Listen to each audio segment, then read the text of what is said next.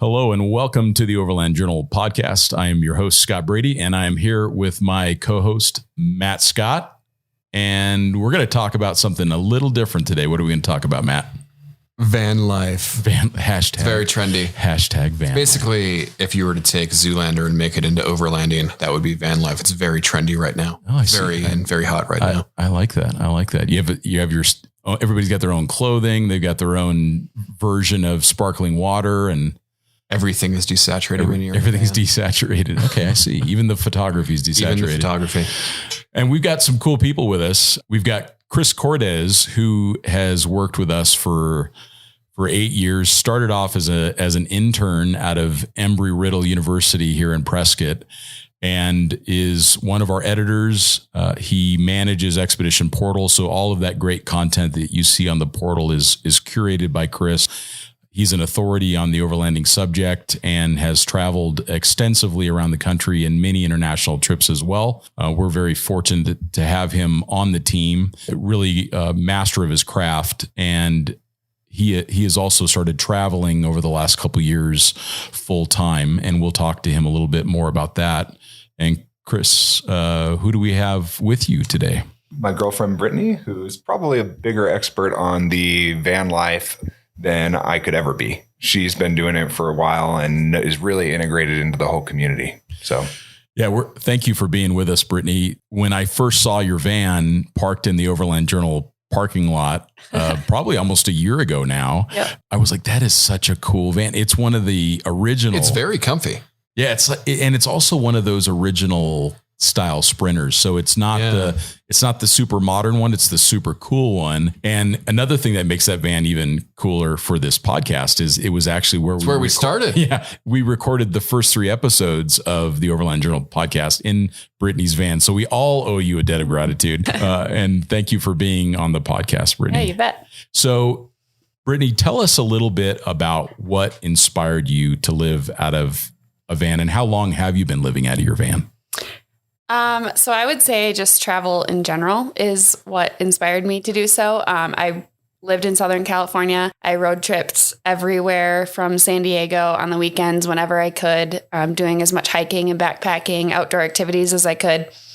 And to a point, you can only do so much within a 2 to 3 day weekend. Yeah. And I did everything that I wanted to do within about an 8-hour drive of San Diego. And so I started looking at maybe I need to move, looking at other places to live. And then I stumbled upon this van life community who the premise of it is really just to get you closer to where you want to be. And that was kind of what started it and inspired me to do so. And that makes a lot of sense. So you were already spending a lot of time outdoors, yep. And the van allowed you to stay more connected with the outdoors, right, on a daily basis. Yep. Oh, that's very cool. A lot more comfortable than a Tacoma. Yeah, no doubt. Yeah. No doubt. And Matt and I have both traveled extensively out of wagons, and I think even about the Expedition 7 trip. And the vehicle was really only a place to sleep. It was not a place to live. No.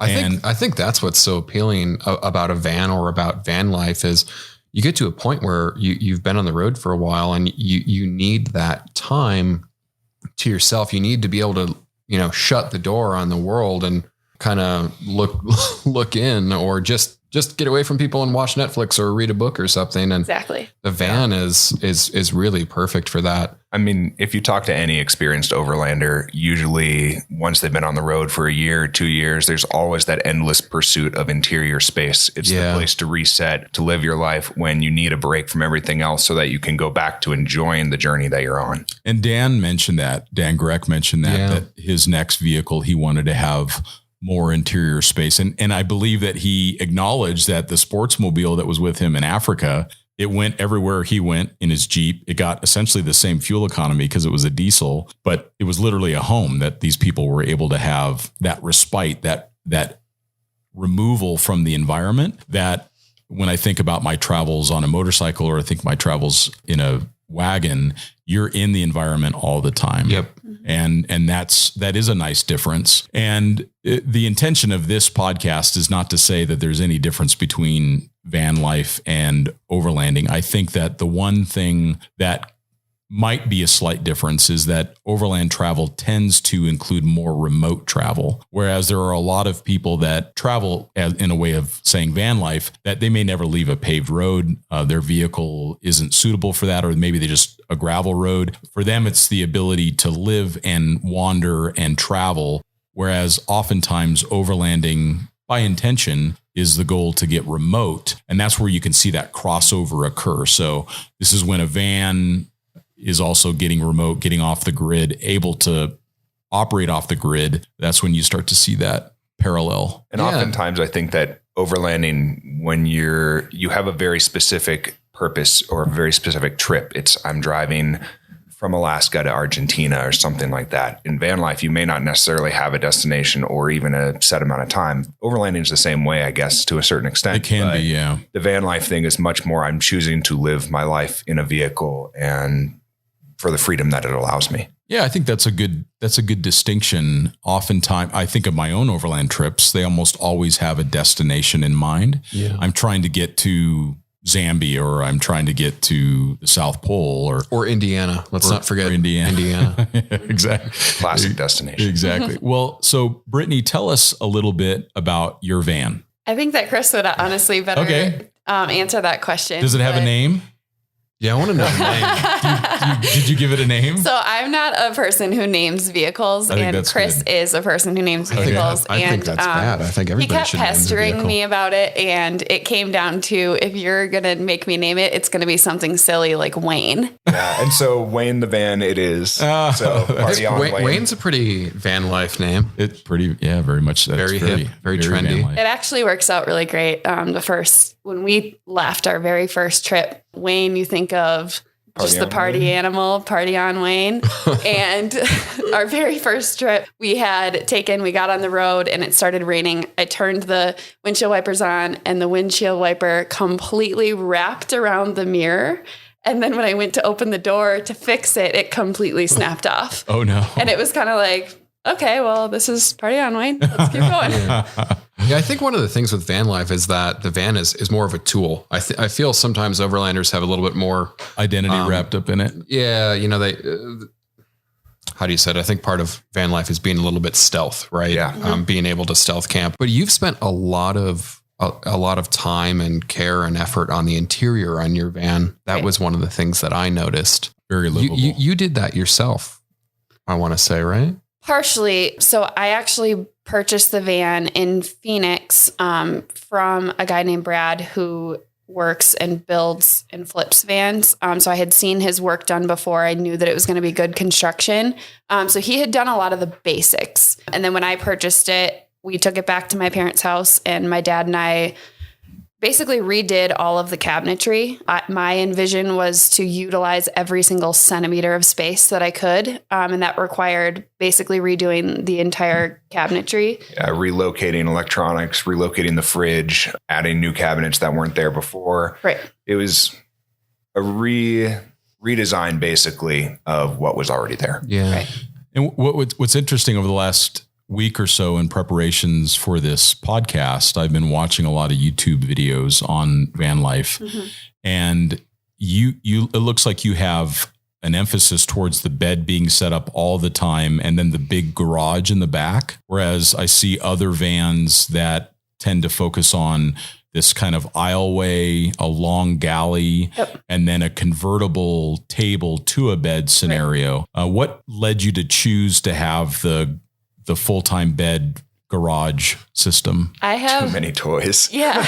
I have a lot of friends who have chosen one or the other. And there's even a lot of conversions out there that are Murphy bed. So you can have both. I like a lot that. more easy than just the drop down table.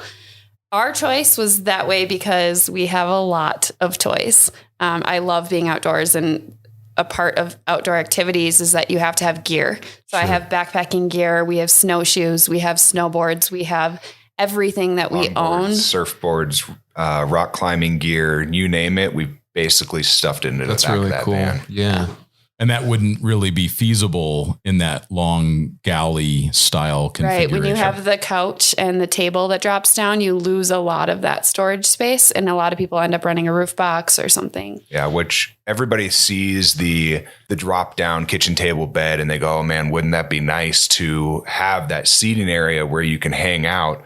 But when you're literally dropping that down and recreating a bed every single day from morning and night, it gets old quickly and you lose so much storage space. Yeah. In my experience, even around the Expedition 7 stuff, the more that you have to set anything up, it's the reason why we actually didn't run a trailer or a roof tent, is the fact that I could leave everything in the vehicle. It was kind of like that garage style. So they were high roof Land Cruisers where you could have all of your gear in the same spot and never have to mess with it. And we actually left the beds set up in the back.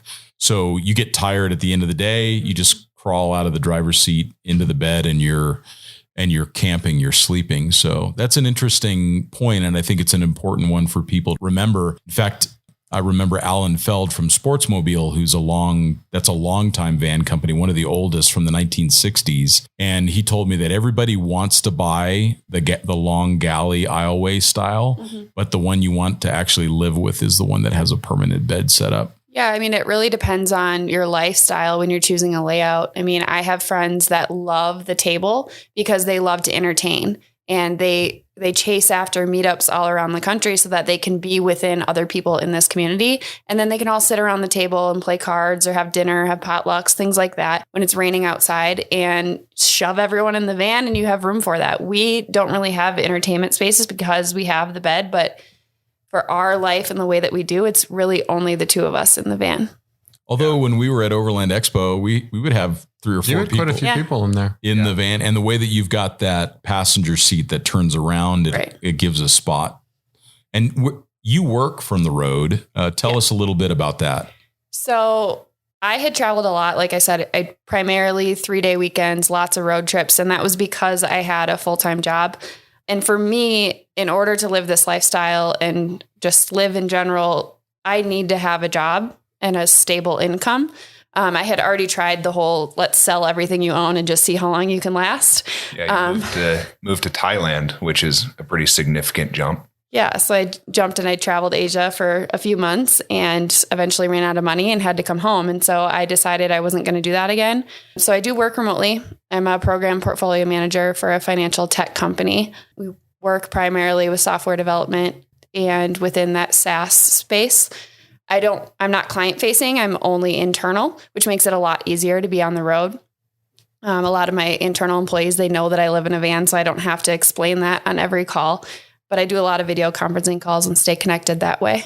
Yeah. Yeah. Very cool. I mean, I think one of the questions people always have about van life, about overlanding, about, extended length travels is how they're affording to do it. I mean, obviously there is the method that is sell everything you own and keep going. Some people are just fortunate enough to either just to have the money. I mean, when you go to these communities and when you go to these meetups that you talk about, what kind of jobs are commonplace within that circle of people? I mean, I would say that a lot of the jobs that people in the van life community hold are the same jobs that everybody else holds. Yeah. The difference is that technology these days has enabled people to do those jobs remotely. And while some people may just look at that as an opportunity to work from home, other people say, I can do this job from anywhere in the world or anywhere in the US if you aren't allowed to travel internationally for work, and be able to do it that way. I mean, do you find that having to work while you're on the road and while you're traveling takes away from the experience? I mean, I know on some of my longer trips where I've tried to, work from the road, for example, I always get really frustrated because it's like you want to have the, you're traveling so you can have the experience. Right.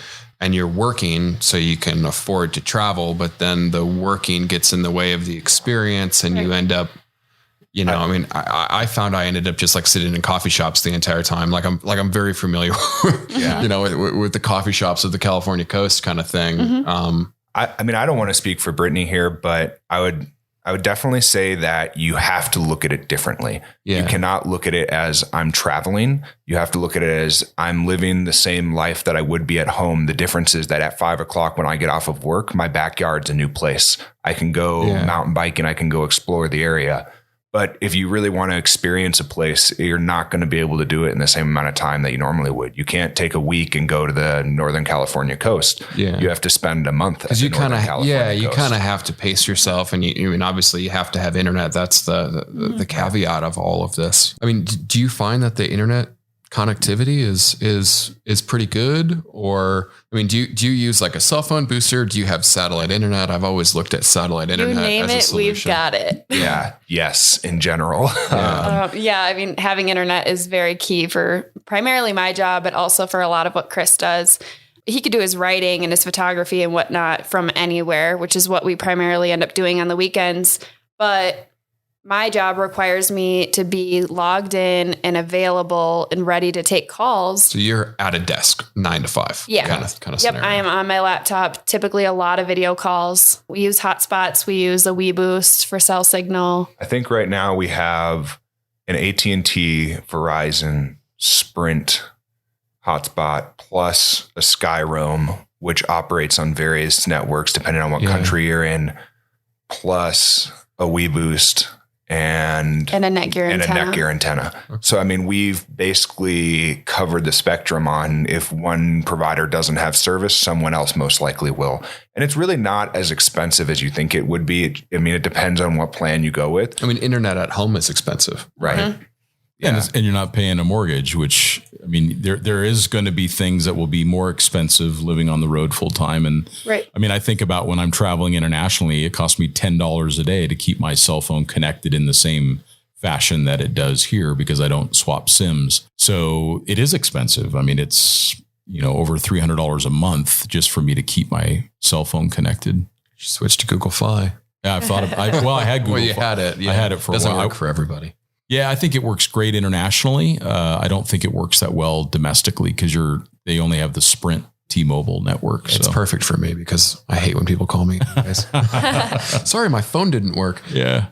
Well, Chris, tell the audience a little bit about what your typical work schedule looks like. And I mean, you being a journalist, and your job is a travel journalist. So it seems to fit perfect. Yeah. I mean, I would say that my typical work week is pretty close to Brittany's at this point. I'm going to spend most of my weekdays at the desk, writing, answering emails, editing photos. But the weekends are when I get to go out, hit the trail, and capture all the content that for the life that we live, whether that's rock climbing or last weekend we went surfing in Baja. The exceptions obviously being we do media trips. So sure, being able to find airports to fly out of and try to schedule your life around that is always a crazy time. Well, and I mean, from my perspective as the publisher, I think that there's a lot of upside to us for you being on the road like that, because you're always interacting with new people. You're experiencing new events that we would maybe otherwise not go to. You are able to interact with companies that are located throughout the country that would be very expensive for us to fly people to. So there's a lot of advantages that I believe that you provide to us as an organization. And I think that when people are starting to travel like this or looking at the van life, is find a way to add additional value through your travels. And that's one way to make that happen, I think. Yeah. I mean, even the amount that I'm able to interface with our consumers, our readers, our listeners now has been fantastic. I met one man when I was in Nova Scotia who just happened to be an Overland Journal subscriber, recognized the truck, and he and I ended up grabbing a beer and hanging out. And it led to a 5-day trip that we did all throughout the interior of Nova Scotia on trails that I probably would have never found without someone who had grown up there. Yeah, the power of local knowledge. Yeah, it's amazing. It's amazing. Yeah, every time it surprises me because we have our local trails that we love and that nobody really knows about. And then everybody else has got those too. And if you can interact with those folks. Yeah, for me, when I travel, because I don't travel as long as you guys do, I'll maybe a couple months at a time, I do try to do 3 full days of work a week. And when I mean full days, it's like I get up at 6 and I work until 11 or midnight. And then I also work 70 hours a week, typically when I'm home. That way I can allow for longer chunks of time to travel. So I think there's a lot of different ways to do it. The important thing is, I believe, is to be reasonable about what you expect to do. I think that a lot of folks expect to be able to translate their job towards travel without making adjustments. And they always expect they can get more done, or they don't solve the technology problems early on. And it becomes very frustrating. If you want to be traveling and working, I don't think that's a reasonable expectation. I think if you want to travel, that's a recipe for disaster. I think it is. Yeah. I have found in my own life that that's very frustrating to try to do that. So I make sure that I'm way ahead on everything when I leave. And then I literally stop what I'm doing. Just get into the experience. I get a hotel and I park there for 3 days and I work. And then I check out of the hotel and I get back in the vehicle. And then I go out and I adventure and I capture content and I shift into a different mode. Right. And essentially that's van life right there. I mean, we are parked, we get our work done. And then at the end of the day, we're where we want to be. Yeah, that's amazing. The biggest thing that I would say for anybody who's looking to transition to a van life or a life on the road in whatever vehicle they may choose is try it at home first. Get used to it, get used to working from home and being away from the office. It's also an easier way to work with your employer to convince them to try out the working from home, working remotely thing. If you're productive and things are going smoothly, it's going to be a natural next step for you to be able to propose, why can I do this on the road? That's a great piece of advice. And that's essentially what you did with us. You did it in smaller chunks first and then more and more time away. And now we have good ways to measure your success that allow you to do it from essentially anywhere, which is very cool. Now, do you guys find that you guys recently took a vacation? Did you find that you needed to take a vacation from van life? Oh yeah. Yeah. So sure. Walk us through what that looks like. Well, the vacation we took wasn't necessarily a vacation from van life. It was just a different version of it. Yeah. I mean, well, where did you go? You can't lead into vacation without saying where you went. Yeah. So I wouldn't necessarily call it a vacation. So we don't, I don't know. I wouldn't say that we really take vacations. Our goal is to travel and travel in a way that we couldn't ordinarily do with our jobs. And for this trip, that meant going to Nepal and going backpacking. So cool. Our goal was to... Oh yeah, you guys went to Nepal. Yeah. I thought you were going to be like, I went to Michigan. That wasn't a vacation. I'm like, okay. Well, I mean, that wouldn't have been either, but yeah, we went to Nepal and we backpacked a portion of the Annapurna circuit, and it was wonderful and awful on certain days and definitely a thorough travel experience, but I wouldn't call it a vacation from van life. You're still worried about where you're going to find water, where you're going to sleep that night, and you're still sleeping, well, much less comfortably than we do in the van. I'll say that. I think I'm in the same program. To me, the idea of like going and sitting on a beach in Hawaii, that literally sounds like torture to me. That sounds wonderful. Be great for like a day. Yeah. And everybody's different. When is the last time somebody delivered you a pina colada in a pool? I can't think of when that happened. You should come to my dad's pool party. But I do find that when I take a vacation, I want to go someplace like the Nepal one sounds perfect, where I'm out of my routine. I'm not using a vehicle. Maybe I'm backpacking. One of the trips that I've been looking at is doing some polar skiing stuff because it would be so different. Right. But also a challenge where it is an escape. I find that when I can reset mentally from my job, that's when that vacation effect happens. Yeah. I mean, our vacation effect, I guess, on this trip was the fact that we were so busy worrying about not dying because we were so out of shape this was my first backpacking trip. I should say that. Sure. So I kind of dove in head first.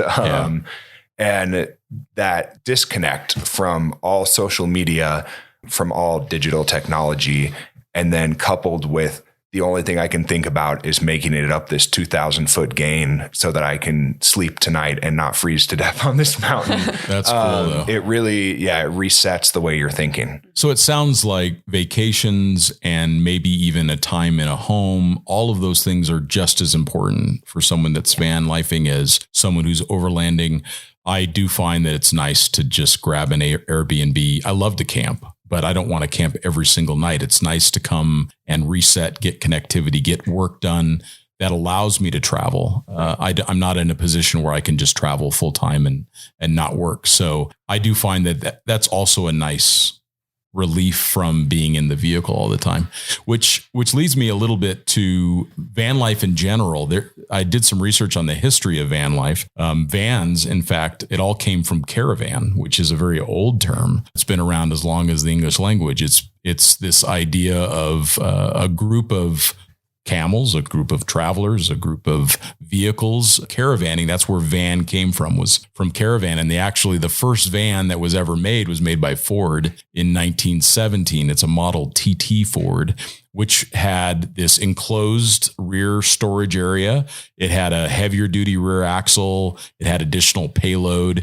We'll put a picture of it in the show notes because it's actually super cool, very cool looking. And you can see why, if you look for images of the Ford TT for camping, there's all of these cool camping accessories. People added campers to it, and they have tents coming off the side. So none of this stuff is new. They've been doing it since the first Ford was available that you could turn into a van. So I think it's actually really neat. And this is not the first generation to do it either. In the 1960s, Volkswagen vans, people lived out of them. My dad was a van guy. Yeah. They traveled around in like bitchin' Volkswagen vans, and they camped out and they hung out at music events, and they did a lot of the same things that are being done today. So, it's easy for us to say, overlanding is this new thing. It's not a new thing. It's just become a very popular thing. Yeah. Van life is not a new thing. It's just become a very popular thing in recent years. But people have been van lifing since the first van came off the assembly line. Some of them are still out there. Yeah, that is true. We've run into our fair share. But I think, the biggest difference of van life then versus van life now is that modern technology has enabled working professionals to participate in that full time. Yeah. I mean, we know it's no longer Chris Farley van down by the river. Right. No, it's financial advisors and people in $100,000 to $200,000 Mercedes Sprinter vans. And I actually run into those more often than I run into someone who is barely getting by in a van. Because I think it is still expensive. It's expensive to put fuel. It's really expensive. It's expensive to put fuel in the vehicle. It's expensive to buy the vehicle to start with. Even your van, Brittany, which is, what year is it? 2006. So it's a 2006. It's still a $35,000 to $40,000 van. Right. Yeah. And which is much more expensive than most vehicles of the same vintage. If you were to look at a 2006 4Runner or a 2006 Grand Cherokee, it would be a fraction of the price. Well, and it's 35 to 40 with everything built out. Sure. But that's the stuff that you're going to need to go get out there. And a new van that has all-wheel drive or low range and other accessories that allow it to get remote, those are 120 to 200,000 plus. I mean, the base model, and correct me if I'm wrong, you might know, Matt, but the base model new Sprinters, I believe, are $63,000. I don't know the exact price. I will say they're close to 60 if they're all-wheel drive. Yeah. Yeah. Yeah. I will say we've been looking recently at the Winnebago Rebels. Some people will kind of comment, it's a Winnebago in quality, but I think that a lot of the components are there. And most importantly, you can actually go and you can buy one, and you can participate in van life tomorrow if you want to.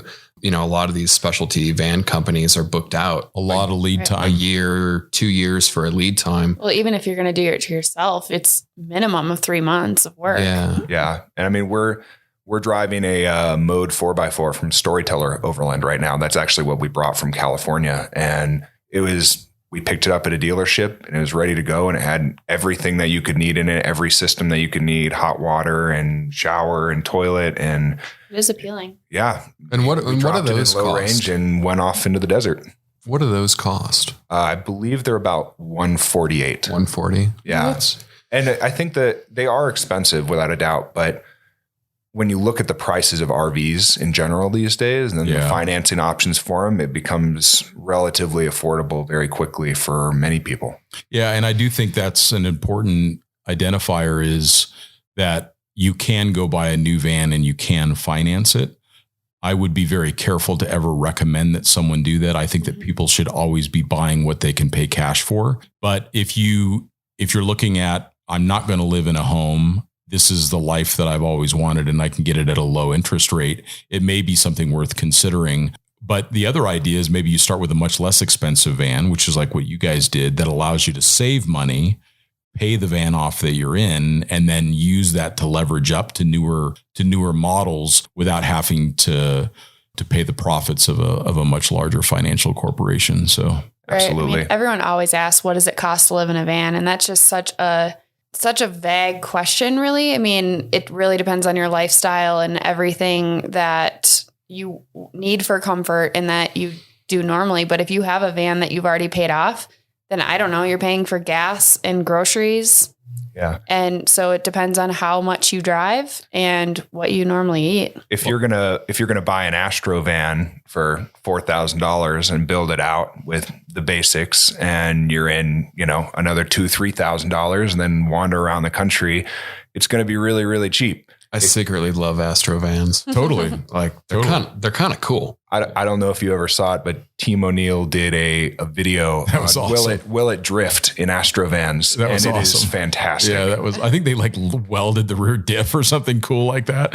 Yeah, no, that was a great video. And I think that because we always want to be very transparent in our advice, I think it's a mistake for people to go out and spend a bunch of money on something that puts them in financial shackles again, like they had with a home. So that's why I think what you've done, Brittany, is so notable. You bought an affordable van that's well within your capability to pay for it. I do think that take advantage of the opportunity to get out of a mortgage, out of rent, buy an inexpensive van. Also see if you like it, because then you don't have the depreciation of something new. If you buy a brand new Sprinter with a full build out for $160,000 and you decide a couple months later that it doesn't work for you, you've taken a huge depreciation hit. You've just paid for somebody's vacation house. Yeah. Exactly. So now this is of course, I'm telling you my personal advice, but start with something that's affordable, that while you're making an income, you're starting to put that money away.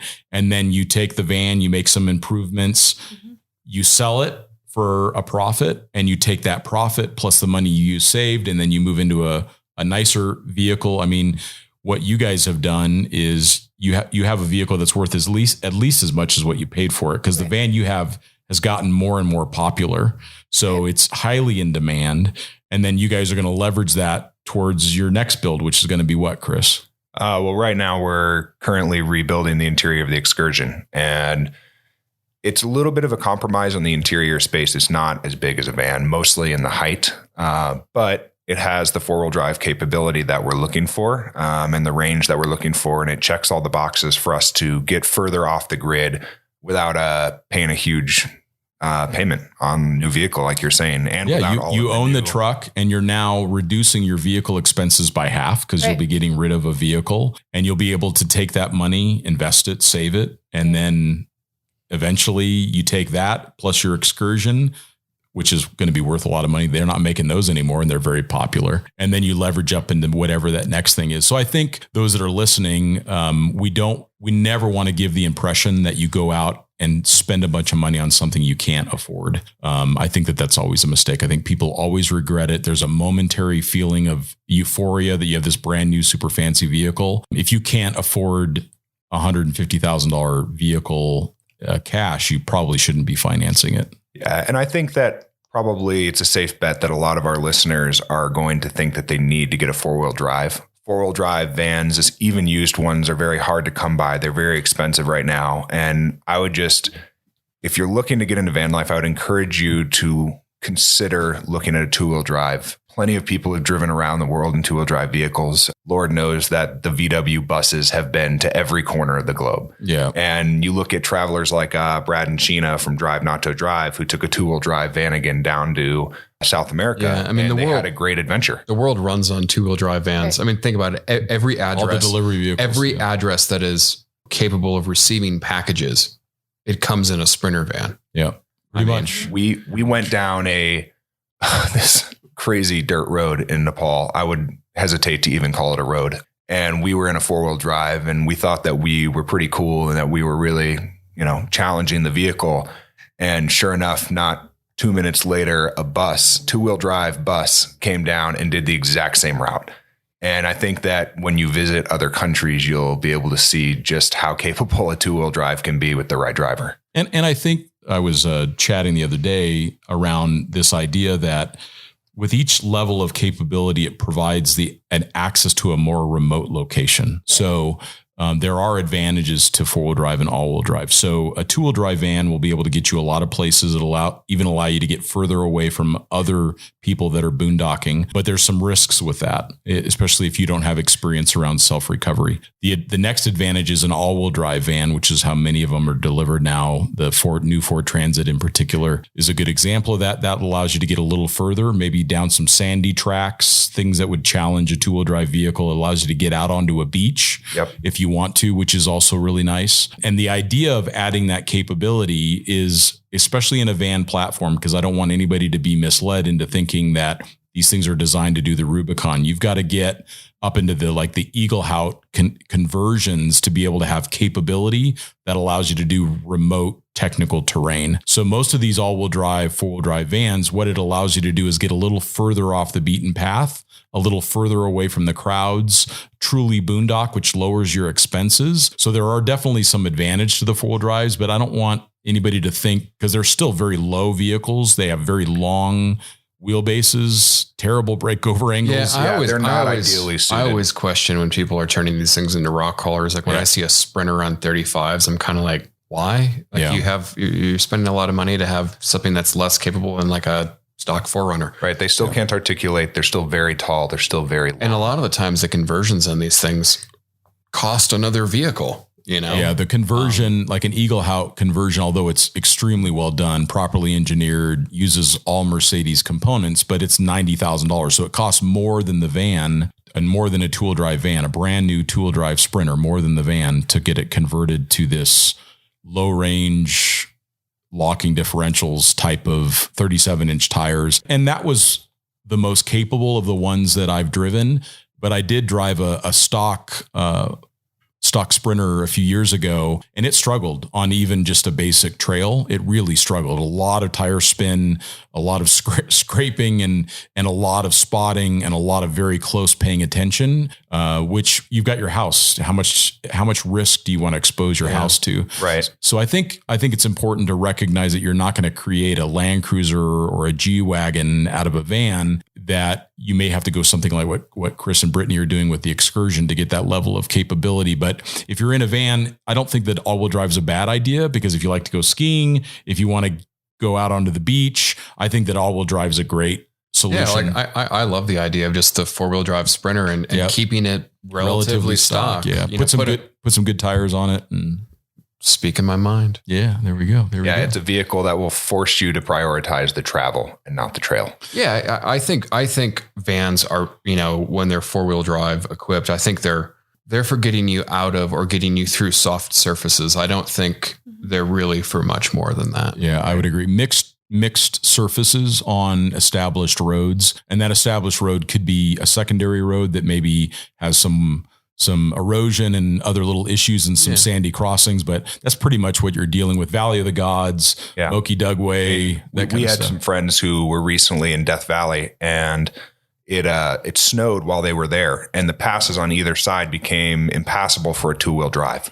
Yeah. And that's where the all-wheel drive, 4-wheel drive van really is where it pays off. Well, and that kind of leads to a question. What would you consider to be the ultimate van right now? Like if I could give you a blank check and you guys could go buy any fully prepared van, not make it yourself, go write a check.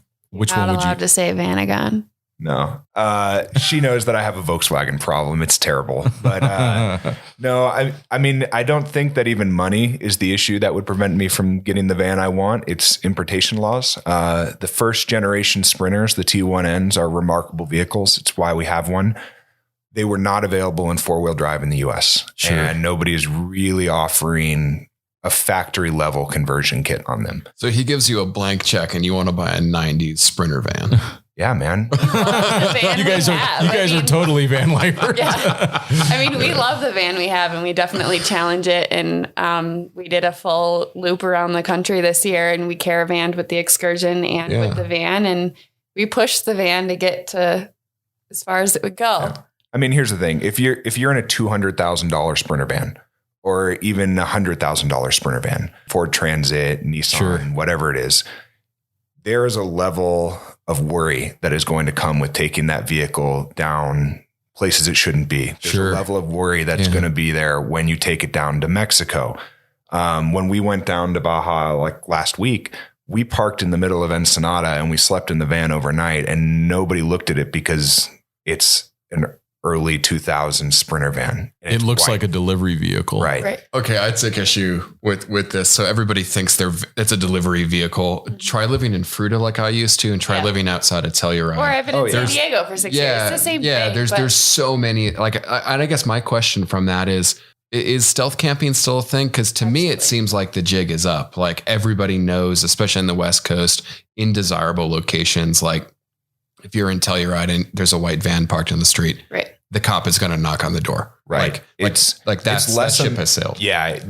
It's people, as soon as you see a white Sprinter van now, it's pretty much assumed that there's somebody sleeping in it. It's funny how at least my brain has been rewired where I used to be like, okay, that's a plumber or a carpenter or whatever, whatever tradesman. People are creative with it. I mean, I won't throw this person under the bus and name them, but we know people who have traffic cones and construction hats that they put in the front seats at night so that people are convinced that it's a construction van. Or you could even put some logos on the side like Joe's Plumbers. Oh, yeah. Yeah. I mean, there's whole forum threads dedicated to creative signage that people put on vans like magnets and stuff. That's kind of cool. But it is interesting. I mean, we've kind of come to the conclusion that even though my Excursion certainly stands out, it's not going to be the vehicle that people assume you're sleeping in. Yeah. So for stealth camping in cities, it's actually a little bit more advantageous than the Sprinter van. What comes to what I mean about the worry with the Sprinter van is more theft than anything else. The stealth camping isn't so much an issue, but if you have a $100,000 van and you've got lights on it and a roof rack and surfboards, there's a pretty good chance that you're going to get targeted for theft. And we saw that when we were down in Mexico last week. And Mexico, I would just say, is a very safe place. But I've never had any issues down there. We did have friends who they parked their van and they left it in the same place for 24 hours, which isn't a good idea. And they were broken into. Yeah, that does happen. Yeah, it's just I think it's less to do with sleeping in the van and being stealthy. It's more we like the van and the look of the van because it doesn't have anything mounted on the outside that we have to worry about getting stolen. And it's the old school drivetrain, new motors, new diesel motors, especially with the diesel exhaust fluid and the ultra low sulfur diesel. They struggle, especially if you're leaving the US or North America. I think there's a lot to be said for any older Mercedes platform. I mean, I think about how durable. Well, your bias. Yeah. True. Yeah. I mean, I think about how durable my G-Wagon has been. It's been pretty amazing. I mean, it's not that it's always been reliable, but it has always been durable. And always been amazing. Well, I don't know if it's always been, for me, I love it, but it's a bread van kind of. So, well, that leads me to an interesting question. So around this stealth camping and everything else, what ethics do you think people need to be keeping in mind around those things? What, as a van lifer where you're now living out of your vehicle, what do you think are some of the things that you would like to see some van lifers take more responsibility towards, be more mindful of, be more respectful of? How do you now don't have a mortgage and you're maybe taking advantage of a parking spot in front of somebody's home? What are some of the things that you can do, or even camping remotely? What are the most important things that you think people need to be doing to give back and to make sure that they're not creating a negative impact? Well, I mean, I'll start with the respectful part. We never park in front of somebody's house. We are always looking for commercial districts that would otherwise be unoccupied spots that we can park. We are very careful about being in one area. We will never stay in the same spot more than one night in a row. As soon as it's 6 a.m., we're up, we're moving the van, we're going somewhere else. We come in after dark and it's not a big deal. We just want to have zero impact on the surrounding area. But to be honest, I think that Brittany is going to be able to speak more to this. She's been heavily involved in the van life community, especially the work that the Vanlife app has been doing in the San Diego area dealing with a lot of these issues. Not sure if you're aware, but San Diego has been a hotspot for van life issues. The housing is expensive there, and it's become a very popular option. And a lot of the residents have noticed. So that's been a big legal battle recently. And aren't they also, they're also dealing very much with homelessness now as well. So Correct. I think it makes it a hot That's topic. part of the regulations and the laws that they're putting in place, is that they are lumping this van life community with the homeless community. And there's a large difference between those of us who are living in these expensive Sprinter vans that we have put a lot of time and money into maintaining and respecting our vehicle, versus someone who lives in their vehicle because they have to, and they have it parked on the street for weeks at a time. And from that, there's littering problems, there's drug use problems that are all uprising within the San Diego community. And they've created laws that said, well, now you're not allowed to sleep in your vehicle in the entire city. Well, that lumps us in with those other people. And I think that the Van Life app is trying to bring awareness that people that are in their vans, which the type of vans and the way that we live, are different from those other people. And one thing that they do to give back is they arrange community cleanups, which are every other month, and they go out within the city of San Diego. We try to attend as many as we can whenever we're in the area, and they just clean up the beach, and they make it aware that this van life community is different, and we do give back and we do care about our environment. So yeah, I mean, the van life community these days is not the people living in the van down by the river. Yeah. They're working professionals and people who are contributing to the local economy, people who are going to the breweries, the restaurants, buying fuel, people who often live and work in these cities. Yeah. And I think one of the challenges too is I suspect that a lot of the folks that are displaced, many of them still work. They just simply cannot afford to live anywhere but in their vehicle. And, I certainly have a tremendous amount of empathy for that. I left Los Angeles at 19 years old because I couldn't afford to live there. I went into the military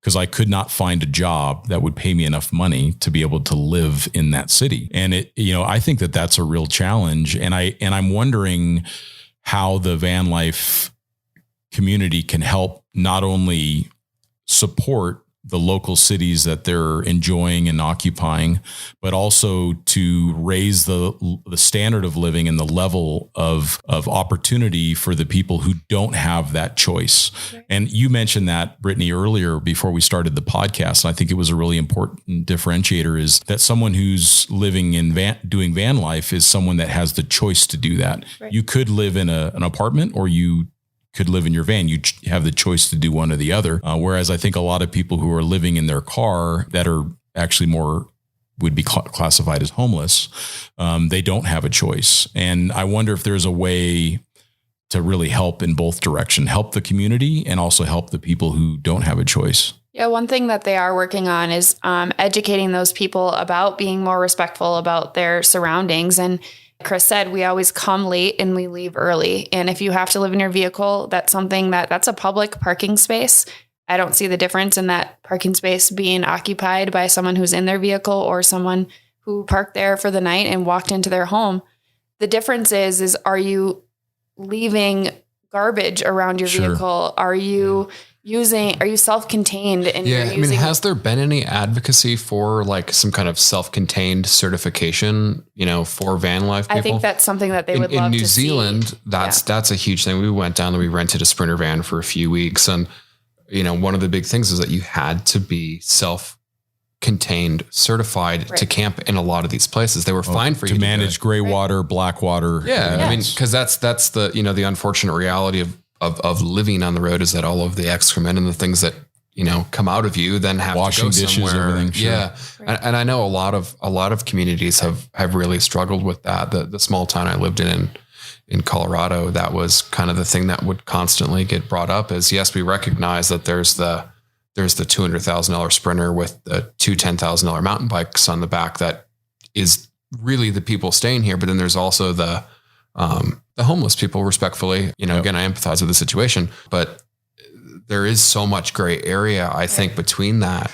And I believe that that's a challenge that both the van life community and the overland community face. So trails that 10 years ago, like the Mojave Road, that were hardly ever driven. And I remember the first time that I drove the Mojave Road, I drove for hours without seeing tracks in the sand in front of me. They had been blown clean in the weeks or days at least before someone else had driven across. And now it's the Mojave Highway. It is. And there are clubs and there are organizations that will have hundreds of people, if not dozens of people, show up to go use a public road that can't handle that kind of abuse. And then, of course, you add on top of that excessive speed and low driver experience, and you end up with a lot of damage to the trail. I mean, we're even familiar with some folks that have done trail damage to the Mojave Road because they were driving too fast, and those kinds of things happen.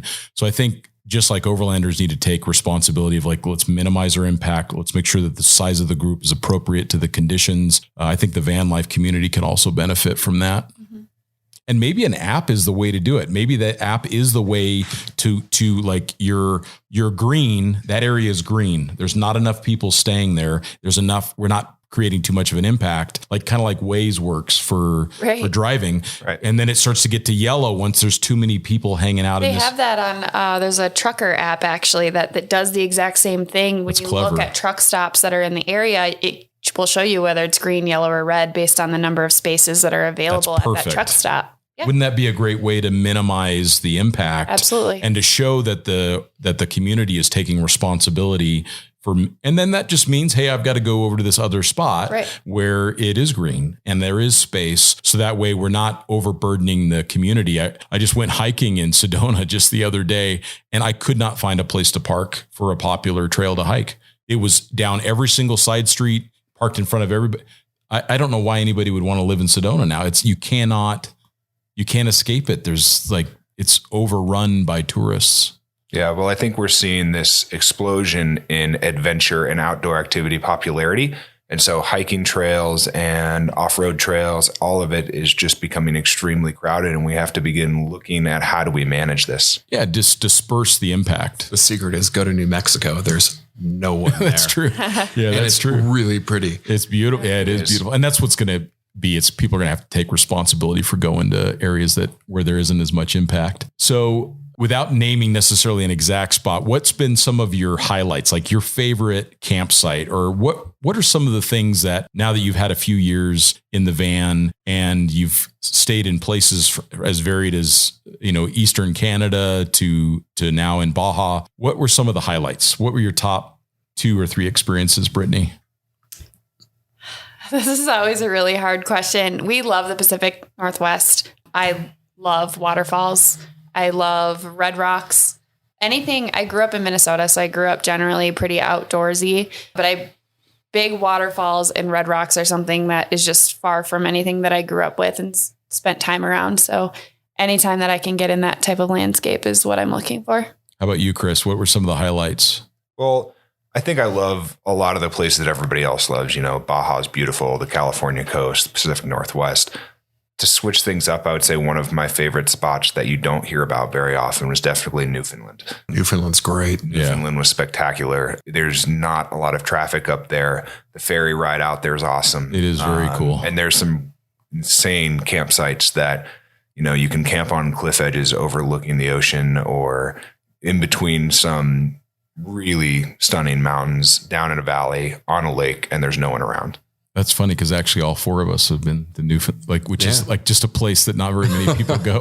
Yeah. Yeah. Matt and I were there with the E7 years ago. It's a cool place. Yeah, it is a very, very cool place. I just let the secret out though. Yeah.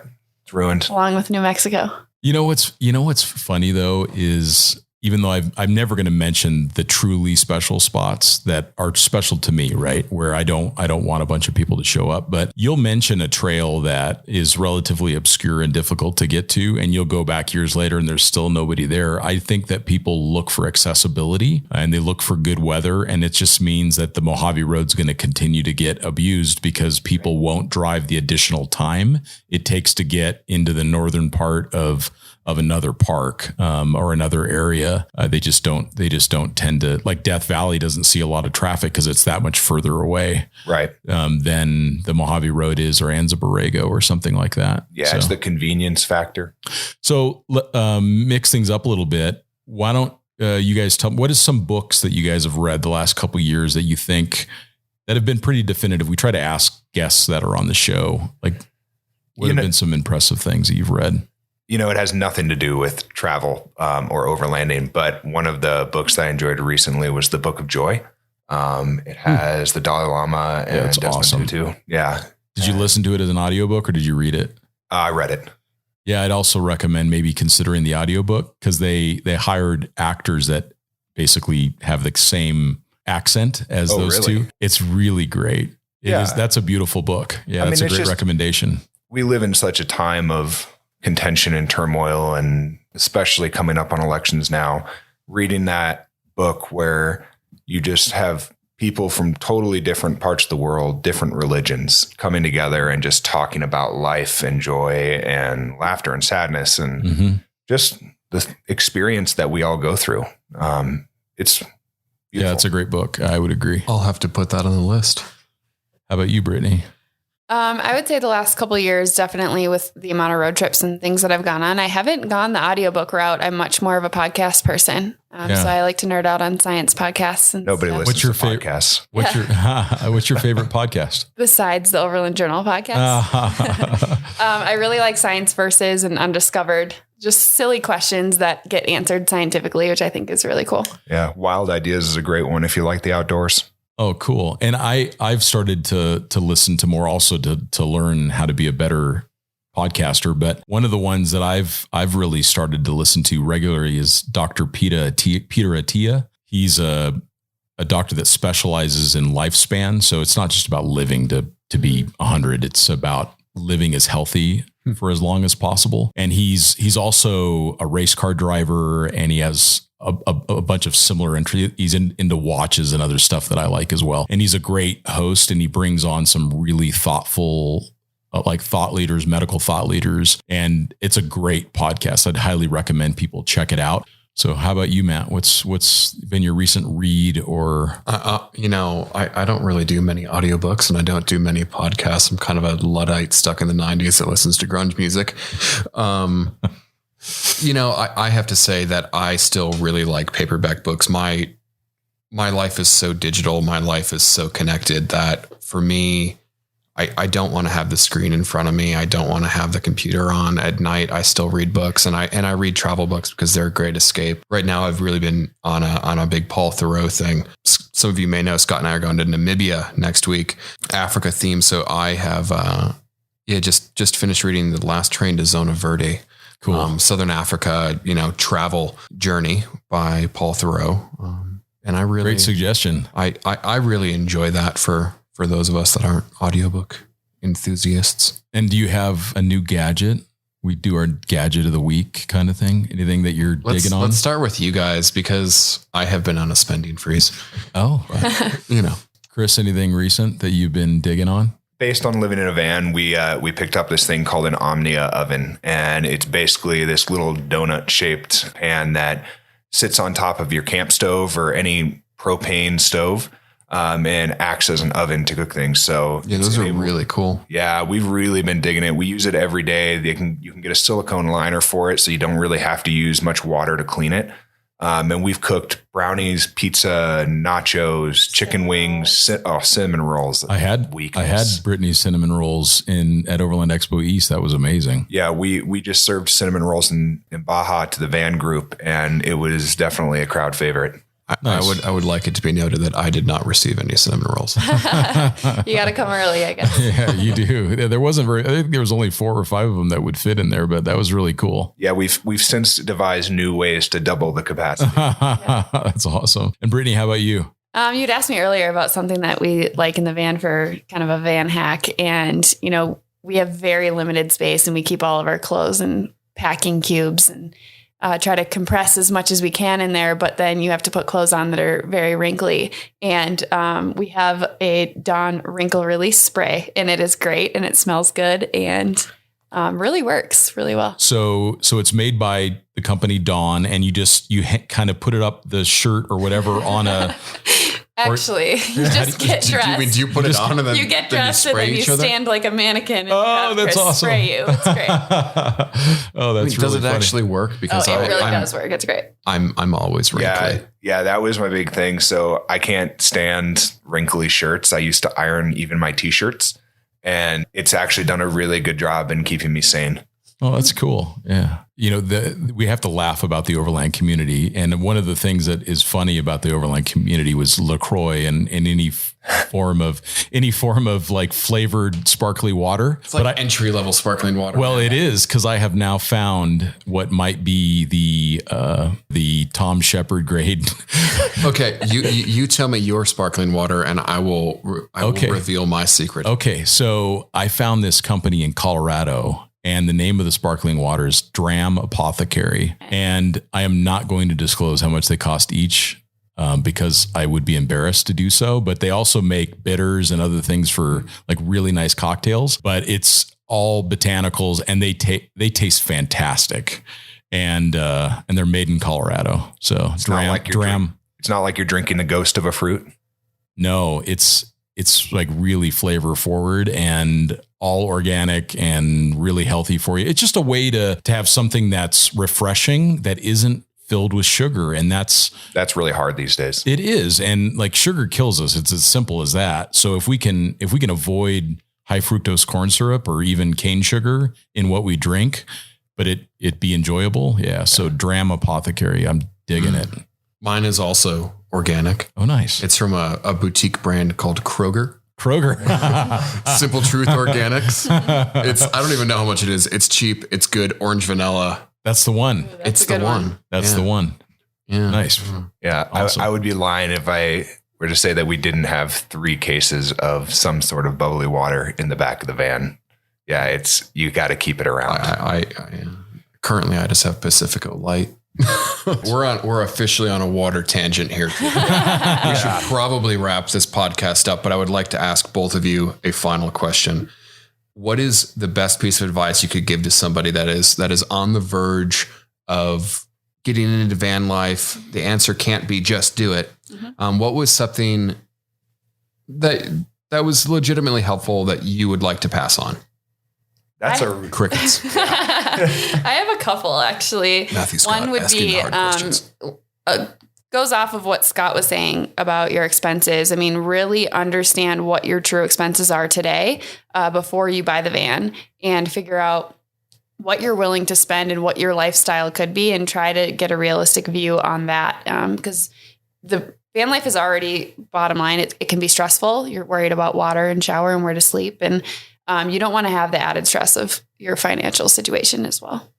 Yeah, I would say don't look at van life as travel. I can't count the number of people, including myself, who the first year they're on the road, get out and they plan some huge trip around the country or around all of North America or wherever they live with aggressive timelines, and they end up doing absolutely nothing but working and driving. You have your whole life on the road, and try at least for the first month to say, all right, I'm going to go 1 or 2 places in the first month that I'm on the road and just enjoy it. So slow down, plan less, just take it easy and let the journey take you.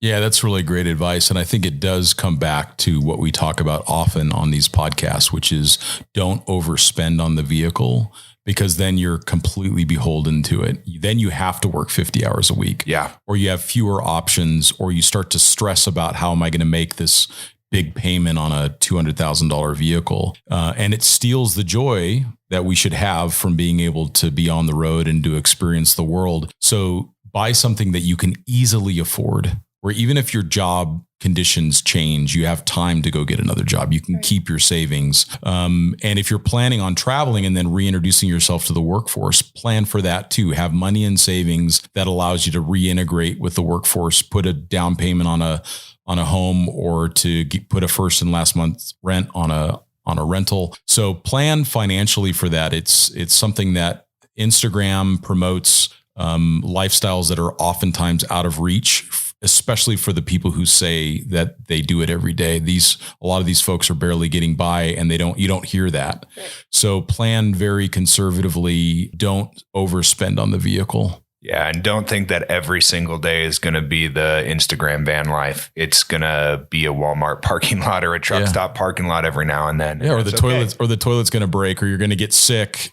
in the van, and like, imagine throwing up in your van. Like, those are difficult days, and that happens. Oh yeah. Yep. We've been there for sure. Well, thanks guys so much for being on the podcast. We really appreciate it. Thanks for having us. See you guys. All right. We'll talk to you soon. Bye.